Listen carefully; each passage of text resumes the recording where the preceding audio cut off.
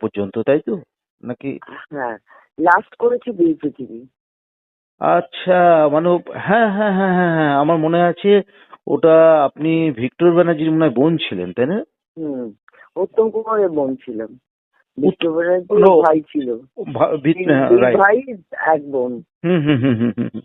Victor Banerjee একটা অন্য ধরনের রোল করছিলেন, আর আপনি ছিলেন বোন। এই ব্যাপার আর কি, হুম বৃত্তান্ত। হুম আর উত্তম বাবুর ওই বাসাতে আমি মারা যাওয়ার পরে গিয়েছিলাম, ওই তরুণ কুমার সাথে কিছু কাজ টাজ করেছিলাম আর কি, যে গিরিশ মুখার্জি রোডে যে বাড়ি আর কি, ওই হুম। বাসাতেই তো উনি শেষ পর্যন্ত থেকেছেন না?